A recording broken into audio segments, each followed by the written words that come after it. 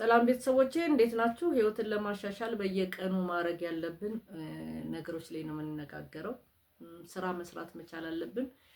ስራ የለንም የምትሉ ስራ ከምን ጀምሬ ምን ደርሳለሁ ብላችሁ የምታስቡ ሰዎች ያው 1 ኪሎ ሜትር ከእግር ጉዞ ነው የሚጀመረው። ባለን ነገር የሆነ ነገር መጀመር አለብን። ነገ ደግሞ እንደርስበት እናያለን ማለት ነው። ለምግብ ደግሞ ውጪ የምናወጣው በስፔሻሊ ሴቶች ወንዶች እንኳን ላያውቁት ይችላሉ። ሴቶች ግን አሁን ለምሳሌ ገዝተን የምንበላው ምግብ በስንት ብር ቤት መስራት እንደምንችል እናውቀዋለን። አንዳንዴ ይቆጨናል አይደለ?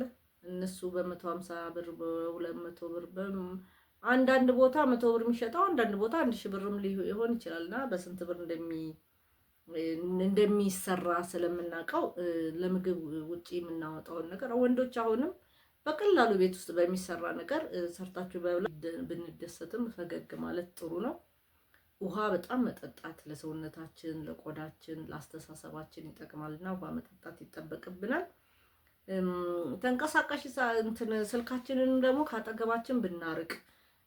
አሁን ብዙ ጊዜ መስሪያ ቤቶች ስልክ እንዳይነሳ እያደረጉ ነው። እሱም በጣም ጥሩ ነው። እኔ ለባለ ጉዳይ ብቻ ሳይሆን ለሰራተኛው ራሱ እረፍት ነው። በቃ እረፍት በየቀኑ ደግሞ በአንድ ቀን አንድ ጊዜ ይኖር።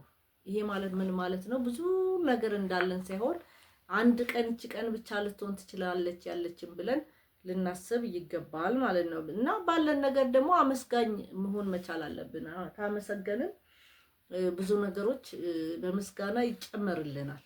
ያው እንደሱ ስለሚል ቃሉ ማለት ነው። እና የሚያመሰግኑ ሰዎች በብዛት መልካም ነገር ሲገጥማቸው ስለምናይ ሁላችንም አመስጋኝ ብንሆን ጥሩ ነው ብዬ አስባለሁ። አመሰግናለሁ ቤተሰቦቼ።